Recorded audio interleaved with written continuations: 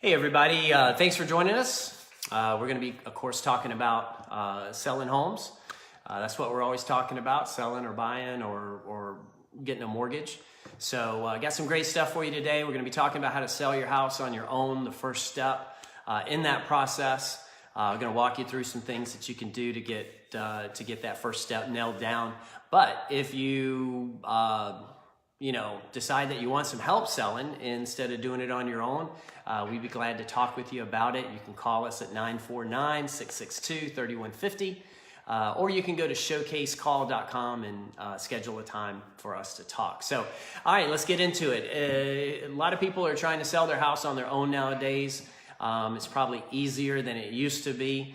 So if you want to give that a shot, the very first step is you got to figure out what you're going to price your house at. What's that initial asking price that you're going to set for the house? That doesn't mean that that's what it's going to sell for. In our experience, if you price your home correctly and you market it correctly, it's very possible that you'll be able to drive the final price up above the initial asking price. But you got to set a price to start with. You got to let people know what you want for the house, and that's really like the first key step in getting your house ready. So put some notes together here. I was just talking with Karen about this before I hopped on this call, and the one thing real quick to tell you is some people, they say, well, my house, I want to get X price for my house. I want to get $700,000 for my house.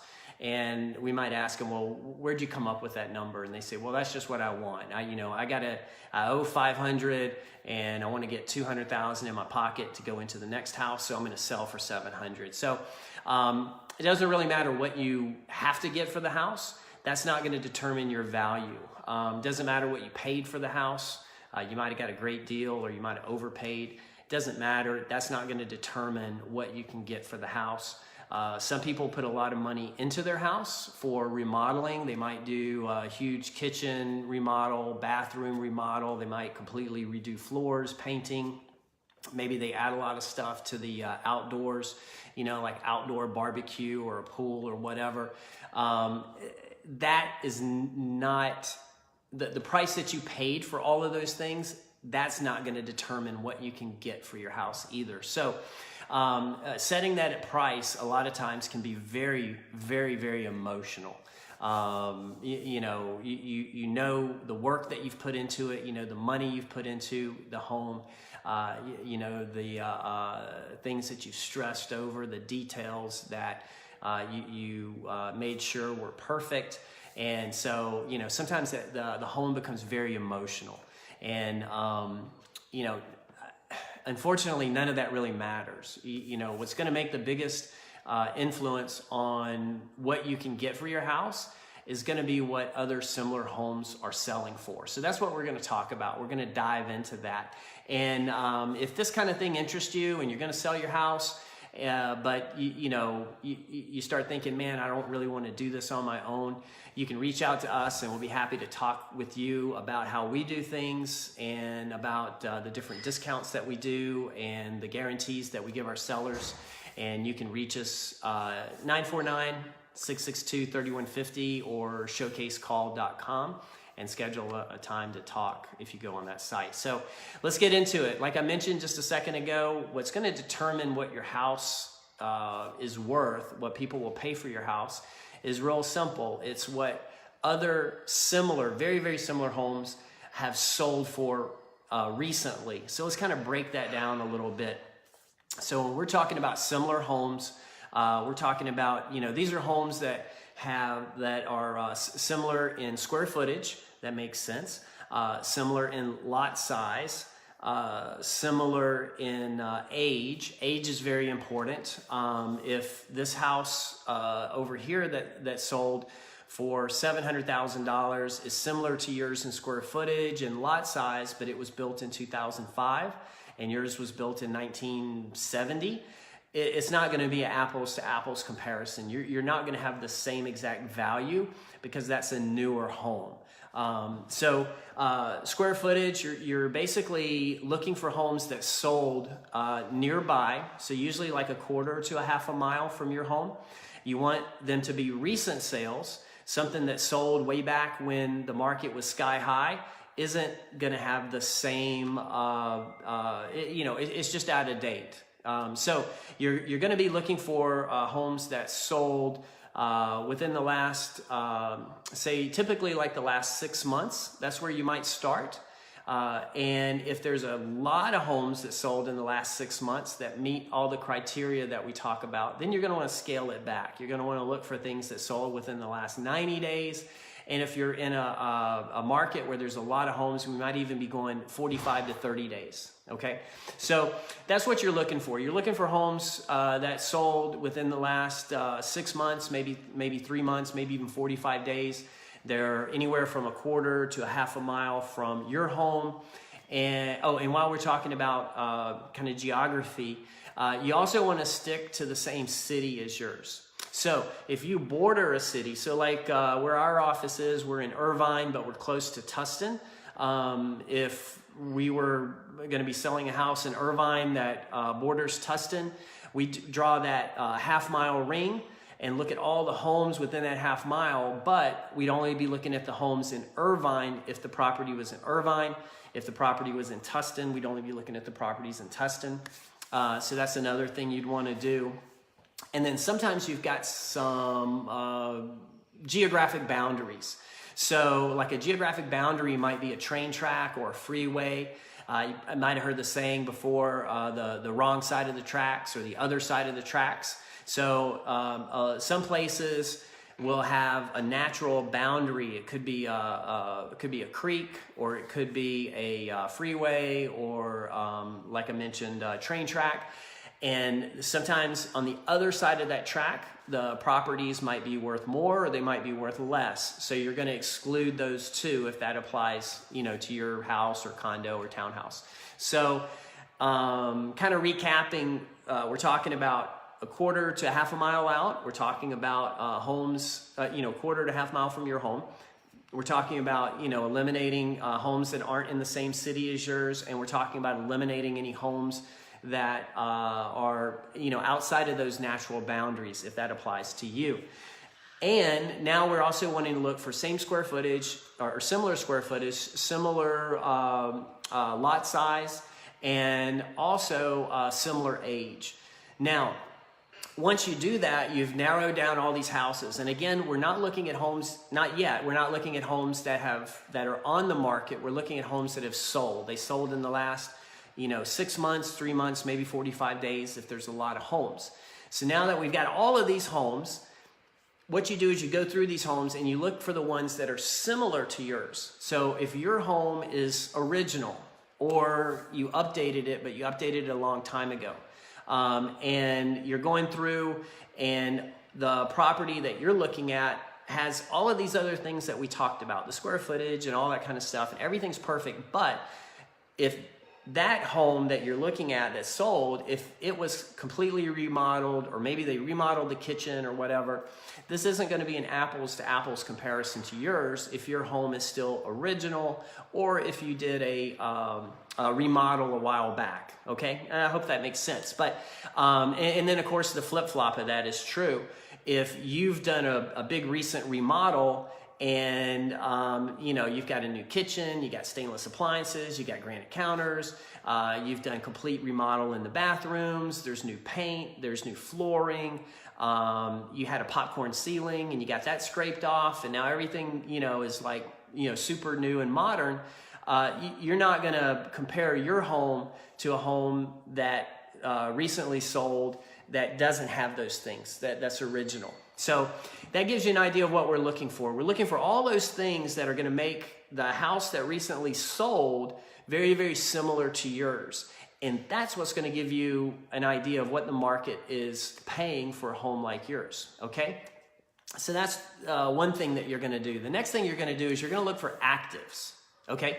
So actives are homes that are for sale that, again, meet all these criteria. And you might see you might be thinking, wow, I think my house is worth $700, and I see this active property is up for sale, and they want $800,000 for this house, and it's very, very similar to mine, so maybe I can get $800,000 for mine. Well, maybe you can, maybe you can't. but look at the active and look at how long it's been on the market. If that house has been on the market for a long time, which is in a lot of Southern California markets, a long time is like 30 days. If it's been on the market for more than 30 days, then something's not right, okay? It could be overpriced. There could be a problem with the marketing where it's not being marketed properly. There might be a problem with the, maybe the realtor isn't responding to requests to show the house, or maybe the seller is making it very difficult to show the house. But there's something that's wrong.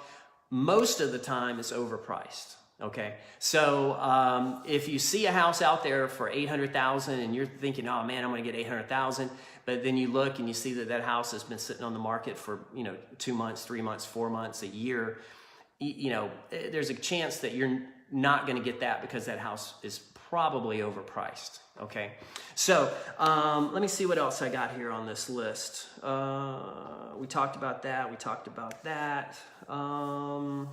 Yeah, so basically you're just looking for the house that's, really the most similar, and you want to be very non-emotional about it, which can be tough sometimes because you got memories in the house. This is where you had your life for the last 5-10 years, however long you've been living there. So, emotionally you're tied to the house. A lot of our clients, they have most of their cash tied up in their house. They have most of their net worth tied up in their house. So anytime you're talking about money and finances, you can tend to get emotional about that as well. But the thing is that you just got to look at the numbers. The math doesn't lie. The market's going to tell you what the price for the house is going to be.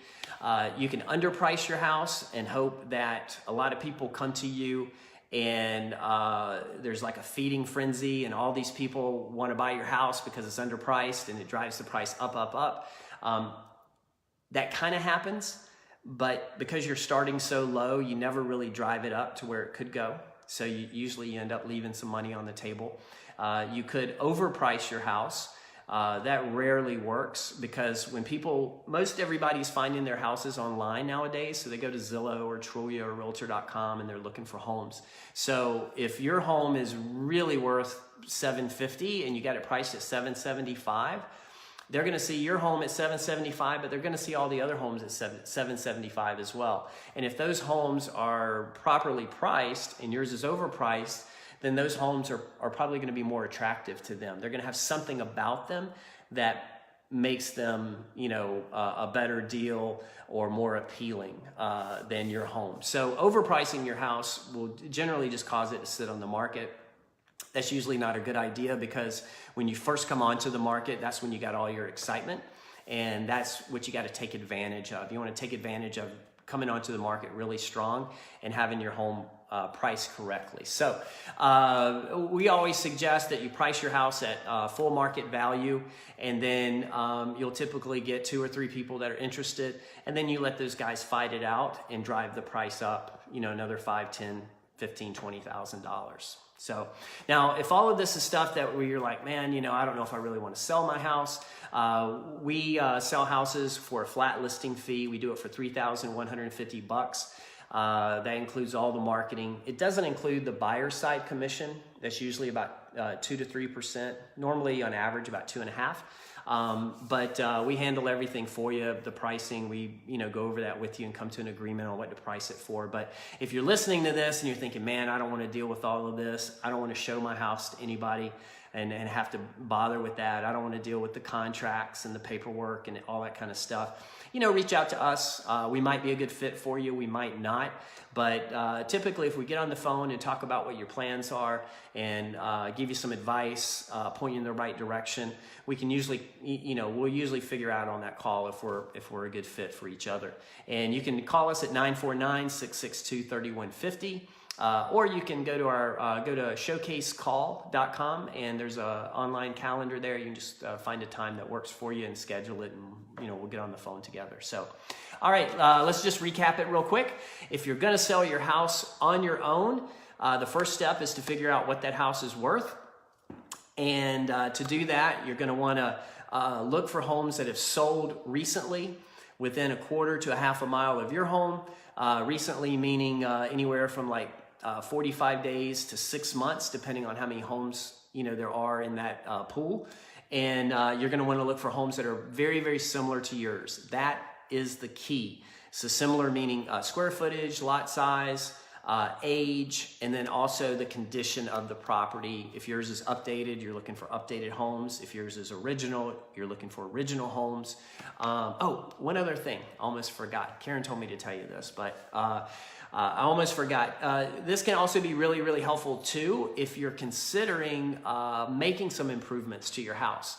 So let's say that you're thinking, all right, our kitchen is, the original kitchen. The house was built in 1980. This is, an old kitchen. And you're thinking, all right, I can get one price for the house, but if I update the kitchen and put, 15 grand into the kitchen, maybe we can get an extra $25,000. So you net like another 10 grand. Going through and looking at all the homes that have sold recently and finding the ones that are like yours but have that kitchen, that's going to give you an idea of how much that kitchen is really worth in the price, okay? So that can be really helpful if you're trying to decide whether or not to make some improvements. And be really careful with that, because a lot of improvements that you make to the home don't give you a dollar for dollar increase in your price. So one second. So what I mean by that is you could spend 10 grand on the kitchen, but the value of your house might only go up 5 grand.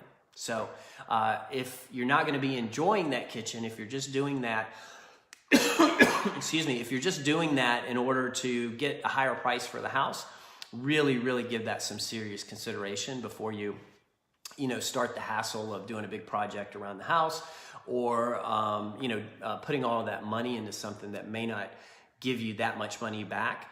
And if you're going to put 10 grand in and get 10 grand back out, why even bother? So really think these things through before you jump into some of these projects. If you're just doing the project to try to increase the value of your house before you put it onto the market. So I was recapping it, and then I kind of threw this other thing in there. So recap, the price of your house is based on what recently sold. You also want to take a look at some actives to give you an idea of what your competition is. These are the houses that you're going to be competing against. If an active has been on the market for a few days, you don't really know if that is the price that they're going to get. But if an active has been on the market for 30 days, 60 days, 90 days, and that's the price that they've had for a while, they're probably not going to get that price. So take a look at the market.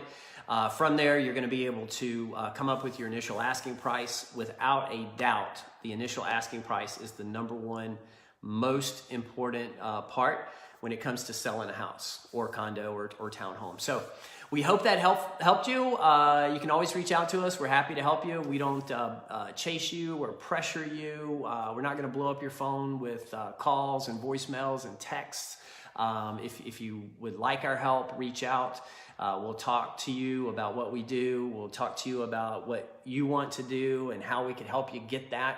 And if we're a great fit, that's cool. And if not, that's cool too. You can call us at 949-662-3150, or you can go online to showcasecall.com. And on that, there's an online calendar. Click a few buttons, get scheduled with us. Okay? Hey, have an awesome day. Enjoy the beautiful Southern California weather, and we'll see you guys next time. Take care.